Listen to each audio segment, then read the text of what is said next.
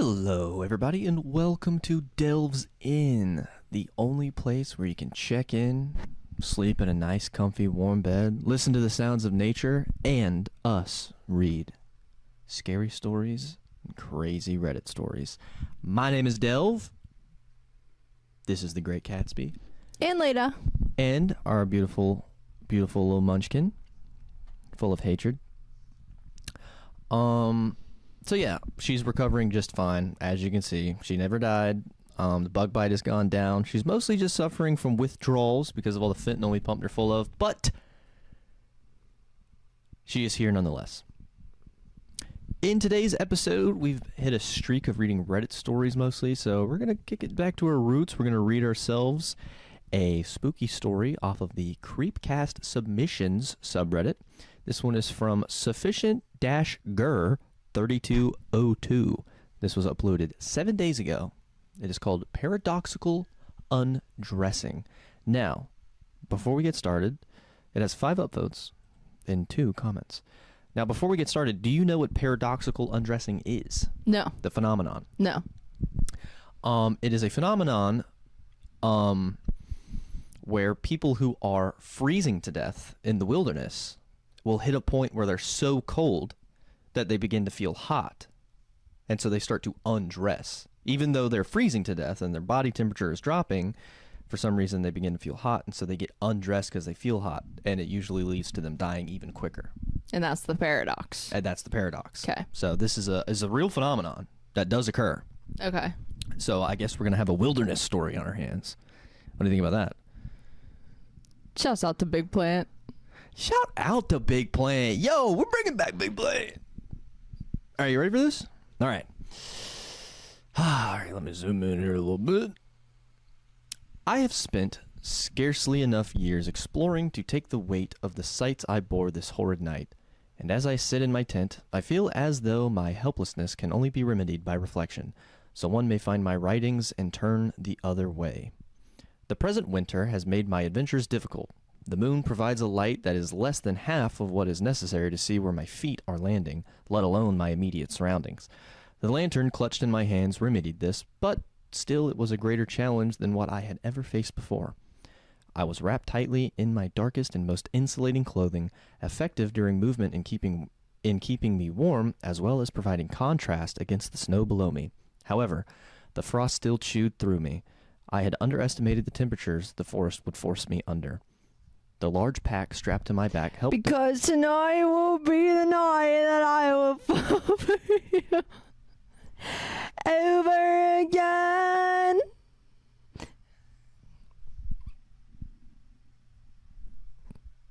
Sorry, not sorry. Continue. Where did you get that from? What did I read that triggered that? Nothing. You just decided to? Leda, I just put my hair over Leda and just did it. I'm going to keep my thoughts to myself. All right, where was I? The large pack strapped to my back helped divide the bitter wind that flowed through my body. Yet I still felt my bones rattle beneath my flesh, and my muscles twitch with stress. The forest itself felt threatening at night, especially in the midst of the cold. In the day, the natural scent and neutral coloring of the environment was therapeutic, rejuvenating even. I could see the dotted striped patterns in the torn bark of the trees and hear the satisfying crunch of snow underfoot. I would crack a shivering smile whenever I was met with a new clearing, or spot to sit momentarily while I could take in the sight of the seemingly endless stretch of flora around me. In the darkness, however, the deepening of the temperature froze the mucus in my nose and blocked any sensation of scent previously possible. The patterns once friendly turned to darkened swirls and lines that, if I left in the peripheries of my vision, would transform into hallucinations of staring faces and claws that snuck out from the pillars that surrounded me. The wind howled and screamed faintly as it rushed over me, and each step forward no longer gave me a sense of peaceful satisfaction. As I walked, I found myself met with divots in the snow, scattered, uneven, panicked. They emerged from my right and faded once more into the darkness ahead of me, a desperate path through the pitch-black night. Footprints. I am not of the misanthropic kind of gentleman that rejects all human contact that surrounds him, but such a sight shook me. A pit formed in my stomach. The image formed in my head of the person that would have left such a pattern.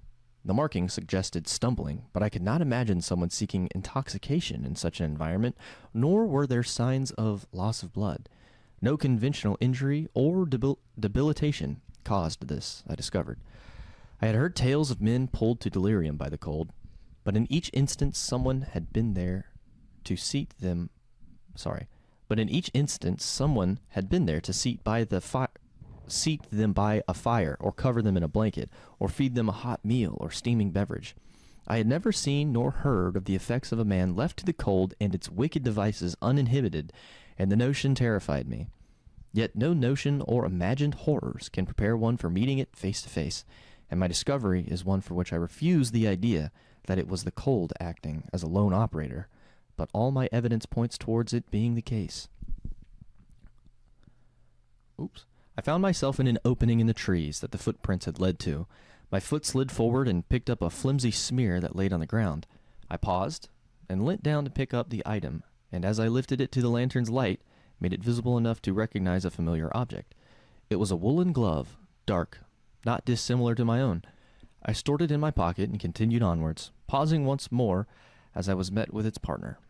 Following the minor clothing were major items, a jacket and jumper disposed of, followed by a shirt and its buttons popped off, peppering the ground. By this point in my discovery, I had a terrible feeling in my chest, the feeling one gets when they become aware of the fragility of their own body, when you can feel the aching, pulsing of your own heart and tension in your body that shakes you to attention. As I traversed further forward, I was met with a sight that has bewildered and terrified me. Face down in the snow ahead of me was what could be recognized as a young man. He was stark naked, aside from his boots and socks. His trousers hung from his leg, caught on the heel of his boot. Whether by rigor mortis or the cold itself, his body was stiff and frosted over, a small pile of snow already beginning to form in his hair. His skin was white, with large patches of gray and blue, leading into a pattern of red and purple across his back that formed the painterly stain his skin had taken the color of. His nails were slightly bloody, and small cotton fibers laid under them. His mouth was agape. A streak of drool formed a thin icicle that flowed down his cheek. I looked around the body for a sign of interference from a man or creature alike, but the only footprints were that of him and I. The wind let out a ghostly whisper, and I felt myself grow even more fearful. I decided then that the best course of action would be to set down my tent near the clearing. I would leave the woods the following morning and find the correct authorities to investigate what horrible attack or possession led to the death of the man in the snow.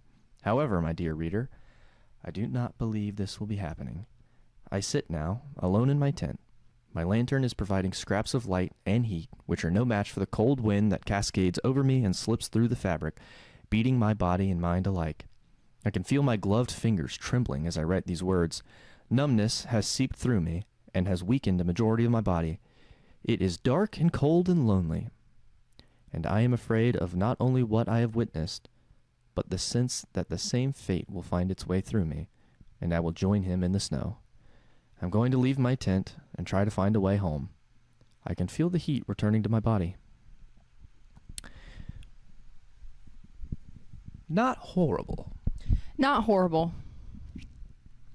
I think the problem with a lot of horror stories is you're trying to write it from the perspective of your character. And so I think a lot of people get caught up trying to make the wording very flowery and seem very like English major-esque. Storytelling-esque. Yeah. Yeah. Well, not just that. So if the perspective of this is from the first person of a man in a tent writing these words down, in his situation, I would find it hard to believe that he would go into so much detail and over descriptions of certain things. Sure. When from the character's point of view, he is freezing to death in a tent and he's recollecting the events that have just transpired. Right. But he's going I see your point. So I get from the author's perspective, you want to make your story sound very interesting and very highbrow. You use a lot of very flowery words. You try to paint a really nice picture. You're using, descriptions and things that make it seem more grandiose, if you will. But but to me, it kind of takes me out of the story Because if this is really from a perspective of a man who was freezing to death, why would he waste so much time writing that? Sure. If that makes sense. Sure. So that's not just a critique I have with like this story. It's a lot of stories that I see like authors try to like, they're like, I want to make my story sound very educated. So I'm going to use all these big words and these great descriptions. But then like when you break it down, it's like, yeah, but would the character be using these words? Sure, you do as the author to make the story sound more interesting. But would the person who is experiencing this also do that? And sure. And in this case, it's hard for me to believe that he would be writing all of this. But I do love the twist, the hook at the end. I can feel the heat returning to my body. So he's about to go through the same thing. It's very interesting. I do like the story. And all that about the perspective of the person probably not taking the time to write it like this. I do like how it's written. I love the imagery. I love the description of the dead person. I thought that was really clear with like enough detail to kind of give you like a good image in your head. Totally. And I also, two things from this. One, me personally, when he says the feeling one gets when they become aware of the fragility of their own body. I love that. Anyone who has felt that before knows exactly what that feels like, and there's nothing else that feels that way. Yeah. That like, what's the phrase?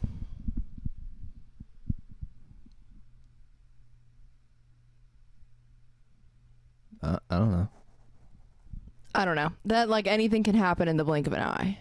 That like at any moment, like when you read about people who were completely healthy at 25 and just dropped dead, you know, like shit like that. That just is so like shocking that it kind of puts shit into perspective for you. I don't know. But also, I think one of my biggest fears is being stranded. Oh, totally. So like this sucks. But I would rather freeze to death than thirst to death. Like I'd rather be stuck in a freezing cold tundra than like a blistering hot desert. 100%. Personally. Yeah, agreed. Yeah. Another thing too, and I think the like I said, my one complaint is just kind of that. I think if you rewrote this story in the third person, you could get away with it. Sure. So if there's a narrator describing it rather than it being written from the perspective of the person, I think you can get away with the really nice flowery language and also keep the intensity of the situation at the same time. So I think all you have to do is just shift the perspective and it becomes a much better story. Like the narrator being like, so-and-so writes frivolously into his journal, dictating what's just transpired. Around him is this beautiful forest. And then you can describe the scenery around him, but still the character is very rooted and grounded in the severity of his situation. But great story, and honestly, what a cool topic to write about. Yeah. Like the paradoxical undressing, that's such a cool like idea to like write about. That's unique. I've not seen anyone do that before. At least like this, where they take it like very seriously. Yeah. Like it's not supernatural or something like that. It's like, yeah, literally, this is happening. Very cool. Something you don't think about. And to touch on what you were talking about, it's an interesting feeling to notice your own fragility. Have you ever been like somewhere in public and you're like walking around and then suddenly you realize you're completely alone? Yes. Like you're in a public setting, like, you know, the streets of a city or like in a mall or wherever, and you're just like walking for a little bit and then you kind of stop and go like, there's like no one here. Where'd everyone go? Mm-hmm. Like that's a similar feeling. Like you're just walking and you're like, oh, I'm by myself suddenly. There's no one near me. It's kind of like the same thing. Like it's just like a realization that you have in your head, and as soon as you have it, you can't unthink it. Yeah. Yeah. So yeah, I like the story. I would give it I'd give it a 6 or a 7. No, fuck. I take it all back. 6. Motherfucker. I'm so sorry. I'm so sorry to the author. I didn't even mean for that. That wasn't planned at all.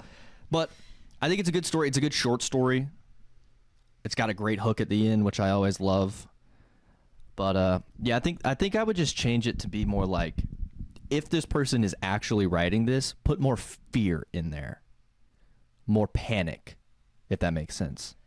Totally. The perspective is very calm considering everything going on. Exactly. And I suppose you could argue like he's freezing to death, so his brain kind of hits that euphoric moment, you know, where like they're not really thinking straight. But still, I think if you added some fear at the beginning and then maybe turned into the more elaborate descriptions, kind of like showing how his perspective has shifted from being panicked about dying to like, oh, he sort of accepted it. Yeah.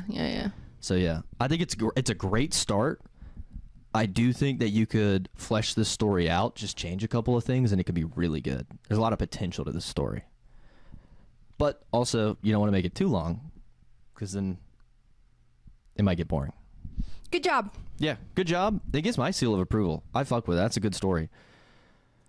Well, that puts us at 15 minutes. So you want to read a Reddit story to flesh this episode out? And then... Yeah. All right.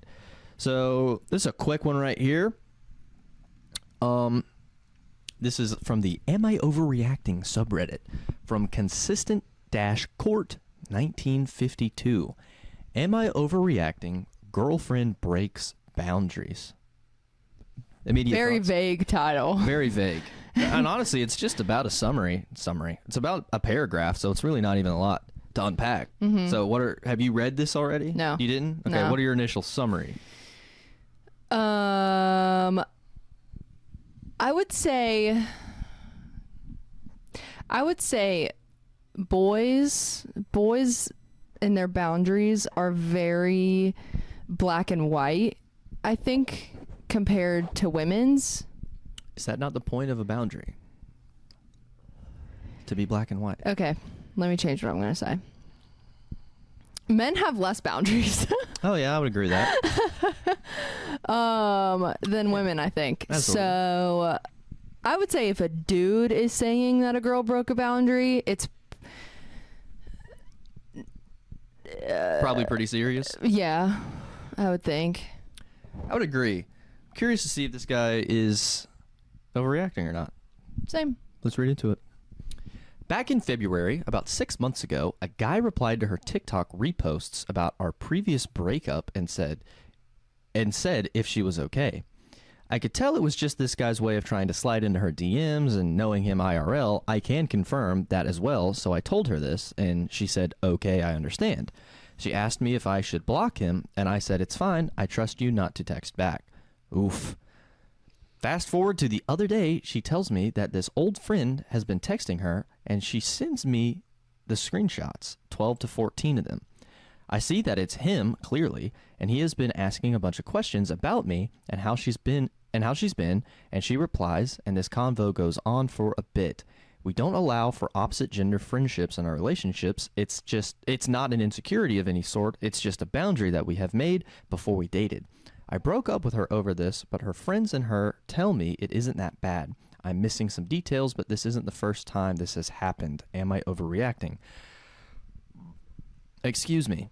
Her excuses for what happened is that she doesn't remember our previous conversation about it in February, which I don't quite believe, and that she had poor judgment, but it's very clear that the guy is trying in the screenshots. Your reply in time to read this would be greatly appreciated. Thank you. And then he locked the post so no new comments can be made. Top comment from Pile of Dead Ninjas. Regardless on how you feel about her having friends of the opposite gender or why neither of you can trust the other one, this relationship is full of mistrust and insecurity, which are relationship killers and probably won't work out anyway, so this seems like the best option. I have to step in. Get active. Get in there. Controversial take. Uh-oh. It depends on the couple if that rule is toxic or not. I see it both sides. I see a very toxic, insecure couple who can't trust each other, who maybe has history or maybe has trust issues, attention issues, whatever. And so that rule gets applied. However, I can also see a couple who thinks about it in a logical sense that opposite gender friendships can have ulterior motives, and you truly like never know. In my experience, people can trick you, can trick your friendship for your kindness and your trust for something that it's not. Now, not everyone does. Not every opposite friendship is that way, but it happens a lot. It happens more than you fucking think it does. I would say 80% of the time there are always ulterior motives. And so I don't necessarily think that rule alone defines a couple as toxic. I think it really just depends on the people and how they think about it. Yeah. I wish I knew how old these people were, just to give some perspective. Yeah. But she absolutely remembers the conversation in February. When you bring up a specific person, women don't forget that. Yeah. And then if she's done it before, this isn't the first time, then she obviously didn't take your conversation in February seriously. And that's a problem. Well, also what we're completely ignoring here is that she brought this up to him and he told her he has a history of sliding into people's DMs like this in order to sleep with them. And then she said, do you want me to block him? And he said, I trust you to do the right thing. And then he finds out that they've been texting. That to me is the boundary broken. Is like, hey, I know this guy's a piece of shit. And then she's like, should I block him? And he's like, I trust you to do the right thing. That's code for, yes, I'm not trying to be controlling, but don't fucking talk to this guy. Sure. He's trying to fuck you. Also, 12 to 14 screenshots, kind of a lengthy conversation. Yeah. And especially, yeah, and if they're talking about like work or like hobbies, that's one thing. But he's clearly asking goading questions, trying to find out about their relationship. Because it's not like, oh, what have you been up to? Hey, did you see this movie? It's, how are you and your boyfriend doing? I know you guys just broke up. How have you been? Clearly, he's trying to get inside of you. Like, that's not like normal platonic friendship stuff. This dude's clearly trying to fuck. Yeah.